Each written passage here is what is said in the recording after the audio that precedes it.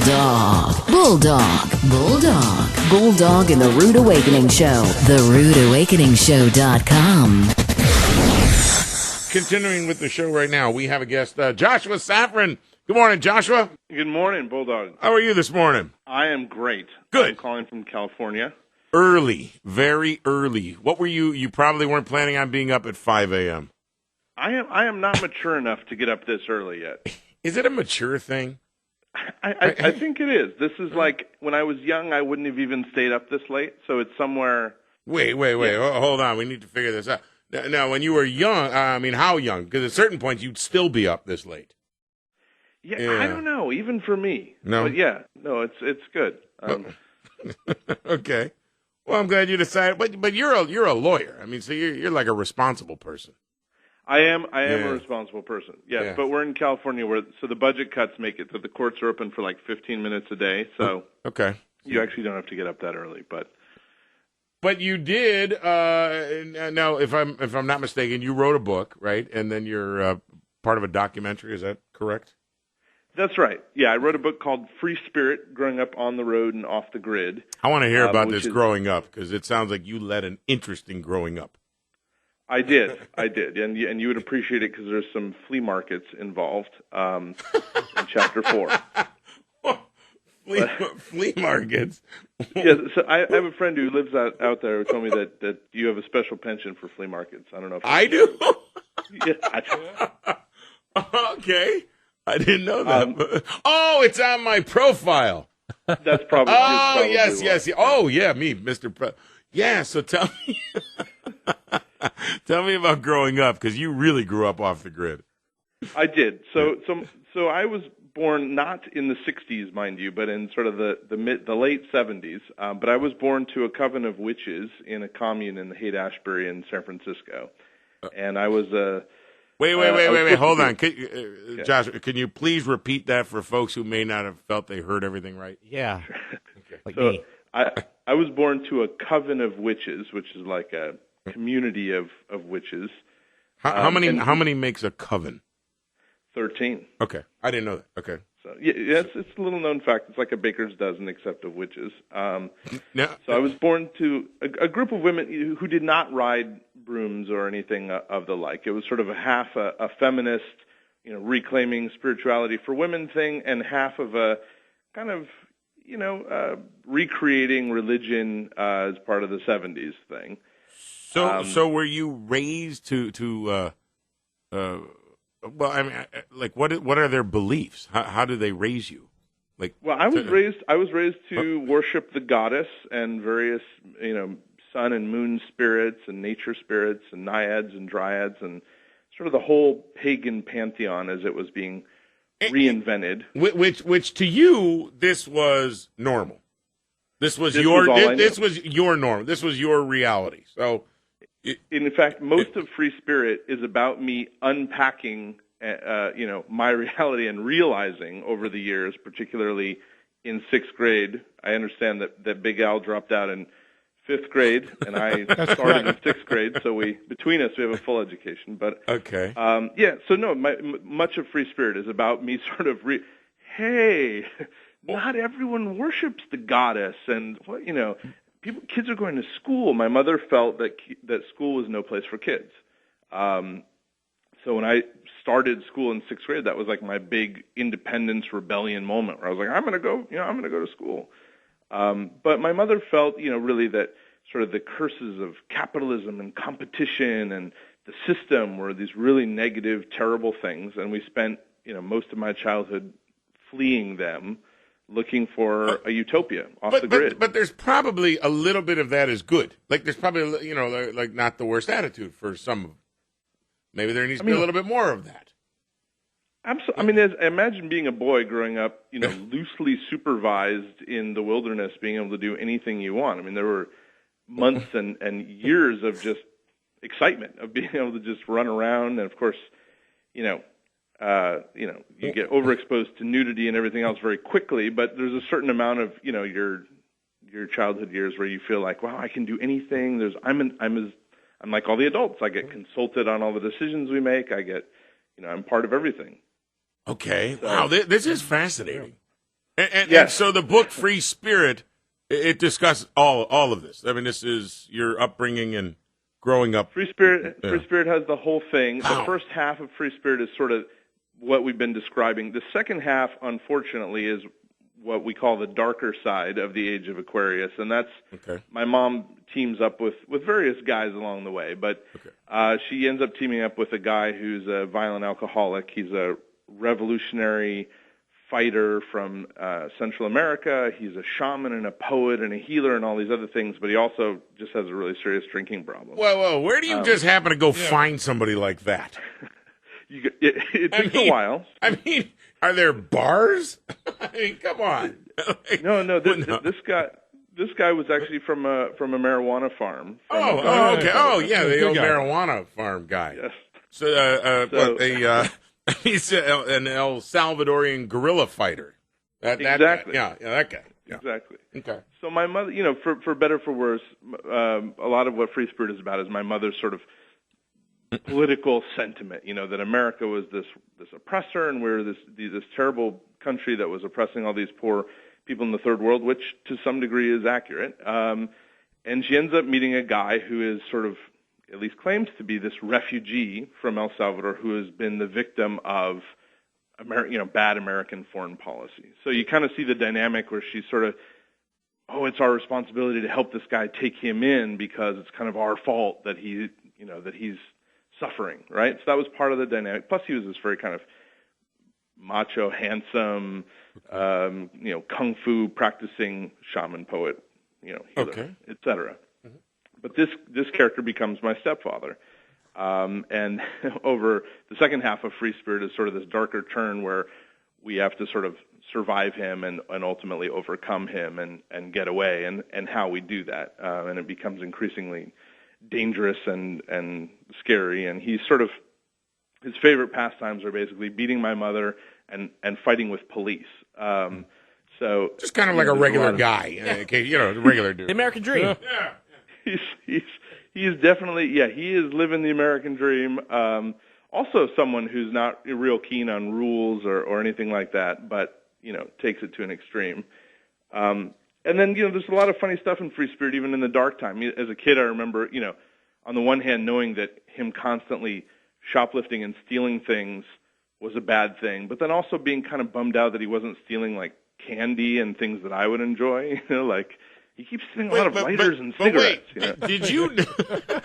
Did you know what he was doing wasn't right, or to you it didn't seem like anything but regular? That's what you do.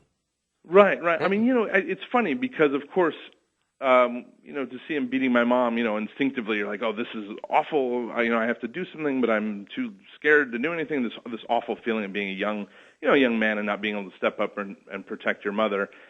But of course, over time, at least for me, I normalized it. So it became, this is, they love each other. They're married to each other at this point. This is what family is, apparently. I've never had a father before.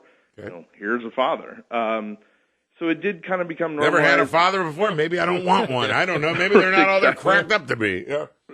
How do I return these guys? Well, Josh, let me ask you, did you have television with amongst your coven of witches? I mean, was that something you were allowed to see? No, television was strictly out. That's part of the story of Free Spirit, is the sense of, going to school and hearing these kids, talk about Christy Brinkley or the Rams or all this, wow, they're talking about sheep and some kind of woman. What, I have no idea what anyone's talking. Wow. Just completely. And you started school in 6th grade. Yeah. Okay, I've got to know, what was that? You walk into this whole new world. I mean, wow, that's got to be weird. It was really. We were sleeping on tarps on the floor of a temperate rainforest on an island in Washington State at the time. Okay, so that's the normal part. Okay. My stepfather was building us a pyramid, an ancient Egyptian-style pyramid where the energy would flow down into these crystals, and it never really got past the foundation stage. But anyway, that was the plan. Okay. And I emerged from this wall of forest in 1986 to the bus stop. Wait. Kids. How did you just find your way to this? When did somebody make a decision that we're going to take a bus? I made the decision. I was like, that summer, this is enough. I'm going to go to school. And Did you? So you knew about school? Oh yeah, sure. You knew it existed. Okay. Yeah. Oh, I knew schools that we would have neighbors or people who lived down the trail or whoever that I would. Yeah, people who lived down the next pyramid from us. The next pyramid. The other ancient Egyptians down the way. And I meet these people and a lot of Free Spirit is about this sort of sense of, as it dawns on me, like, wait a second, I'm actually the only one who's not going to school. Because, of course, in the beginning, the assumption is, well, everyone's like me. Everyone, meditates with their mom and works half the day in the organic garden. And, that's just, you assume, well, this is what, us kids do. Uh-huh. And then this realization, they're like, no one does this. So I decided. That's right. How far behind the rest of the class were you when you started going to school? So this is what's hilarious. Of course, I know everything that my mother knows. So I go in, I can talk, European literature, I can talk geography, politics, women's liberation theory, all this stuff. Can't do math, can't do science, can't do, cursive, which was a really big deal, being able to write, longhand, and right. couldn't read longhand. And so I get in there and they're like, you're kind of the special education student. You also don't know I didn't understand the dynamics of a classroom. So, when I knew the answer, I would call out the answer. I was so excited to impress the teacher and the other students who clearly would be very impressed by my ability to just call out the answers as the questions arose, Wow. Which was, very quickly, okay, so at recess, who wants to be the first one to beat that guy up? Okay, I'll be the second one, So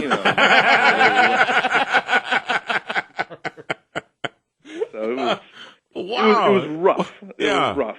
I'm sure it was. And now, were any of the kids so intrigued by you that they kind of gravitated towards you?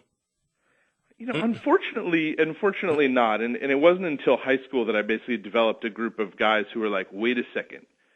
There's naked hippie ladies who will just hang out in the hot tub whenever we're there, and they won't even care. Yeah. Okay. Well, dude, we would have been friends. Right. So that was when I suddenly became cool, because at that point everyone was like, that's awesome, that guy gets to hang out, will do whatever he wants, Yeah. But before was there any discipline in your life at all, or you could do anything? Before my stepfather, I could basically do anything. And then when it was my stepfather, there was no discipline over the normal things. But if I displeased him, it was like push-ups in the mud and chopping wood, hauling water, at all hours of the night and day, and this kind of thing. Okay, gotcha. You probably knew some math when you started, like how many quarters were in a lid and stuff like that. Basic metric system. Yeah. Yeah, right. Was really good with that. Now, okay, and so you're out of this. Sixth grade, you go into school. You go to high school. You meet some people.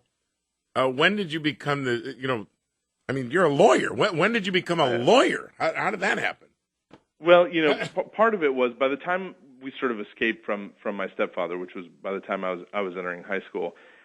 For better or for worse, I kind of rebelled against everything that my mother was about. So I didn't drink. I didn't use drugs. I didn't, I stopped swearing. It was like on some level, I was like, everything that I was brought up with I rejected it all. And one of the scenes that I described in Free Spirit is I come home and I start tearing off all these political protest posters that we have up in the cabin. And finally I tear the last one down and I go, who knows, maybe you can hug a kid with nuclear arms, And I became sort of this Reagan Republican for a while, which was my mother's, sort of worst nightmare. In part just because, some of what he said made sense, but also in part because I was just rebelling the way any teenage kid would.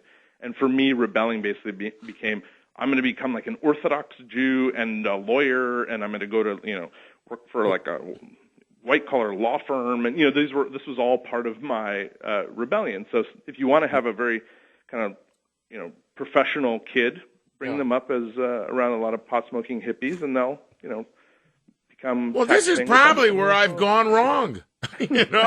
I see where we made the mistake. Yeah. So... That was sort of my rebellion, and at one point was, especially as I was getting into Judaism, my mother was like, you realize that that's a patriarchal rule-based system. And I thought about it, and I was like, well, let's see, I don't have a father, so that's patriarchy is pretty cool, and I don't have any rules, so rules are good. And yeah, that's right, that's what I want, Wow. So that was my justification. Man, what this has got to be a fascinating book. It is. Man. But I think so. But I want you to read it to me. Yeah. Yeah. Hey, you need to do one of those one-man stand-up shows. Yeah. Like a question and answer session. Well, I have some that are coming up, none in Maryland yet, but I will try to get to your neck of the woods soon. Oh, I'm serious, man. I would go listen to this guy for hours. I'm fascinated by this because it's something so different. Yes. And yet there's something intriguing about it in a weird way. And hilarious. and fun. And you see the humor in it. I'm guessing other kids you grew up with probably didn't see this, and they're probably still living in that wood building that pyramid.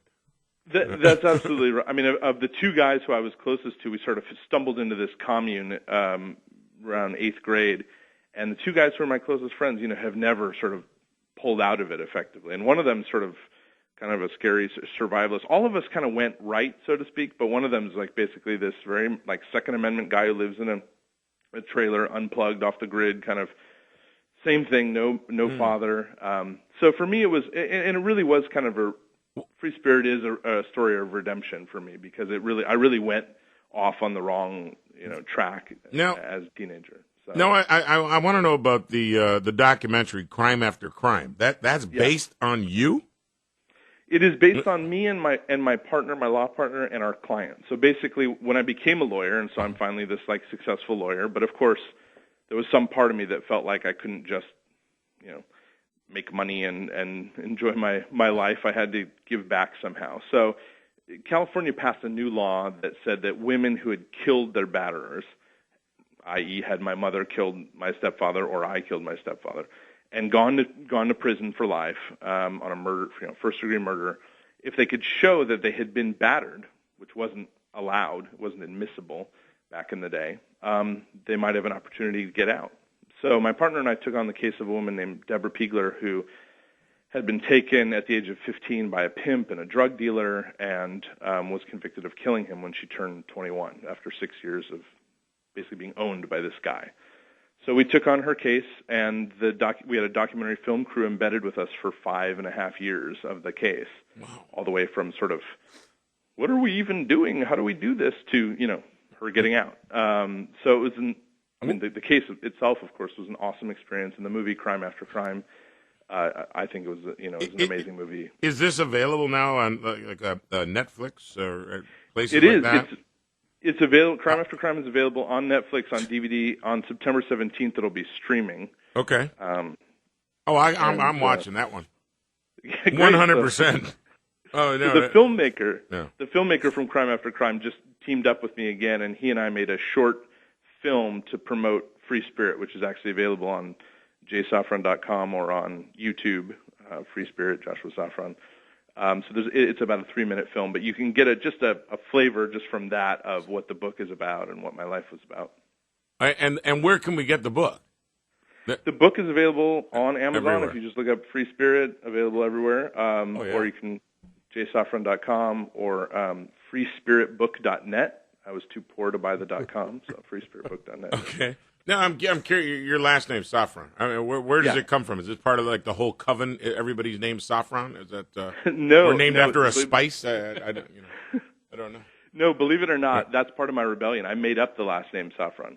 I was the only. My mother made up my last name.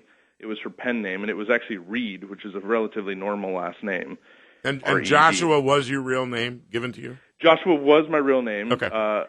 In Free Spirit, I talk about it. My mother had these great, of course I was supposed to be born a girl. I mean, my mother was part of a coven of witches. You only give birth to women if you're in that. So it came as this massive shock to them, like, are you sure it's a boy? Like, how do you know? It's a penis. Check again. Yeah. So when I was born, at the last minute, they weren't prepared for me to be a man-child or a little warlock, as they call me. And so my mother basically, for in those moments, you go back to your roots. So in that moment, she thought back, okay, Bible, boy, he's really loud. I'll call him Joshua, and that's where that came from. All right. Well, what a story, man. I didn't expect all this, but I'm really glad you took the time at 5 o'clock in the morning your time. Thank you for waking my up early. pleasure. And the book launches today, Bulldog, so it's out there. You got to get it. Free Spirit is the name of the book. Growing Up on the Road and Off the Grid. Man, did you grow up off the grid. This is really interesting. Top 5 most interesting people I've ever met or talked to. Yeah. We got to figure out, when are you going to be on the East Coast? At any point, are you going to be this direction? I am. I'll be in Philadelphia on October 16th. Dude, that's right down the road. That's right up the road for a month. Yeah, we're right there. Well, let's work something out. Yeah. I'd love to do that. Yeah, jump on a broom, fly down. Just teleport here. Yeah, we're actually. Oh, wait a second. October what? 16. Oh, we're sacrificing a virgin. You're gonna love this. This is great. It's right up my alley. No, I'm serious. We'll stay in touch. I would love to hear about this. And That's great. Great detail. I would love to do it. All right. I'd love to do it. Again, the website, Joshua Safran, SAFRAN.com. That's linked to, or .net, I should say. That'll be linked on our website. Of course, this will be on the podcast, and the book comes out today called Free Spirit. Get this one. The documentary, you said the 17th, available there on streaming at Netflix, Crime After Crime. I'm fascinated, man. Yeah, man. Really am. Thank you all so much. Thanks, Josh. Take care. Have a good one. All right.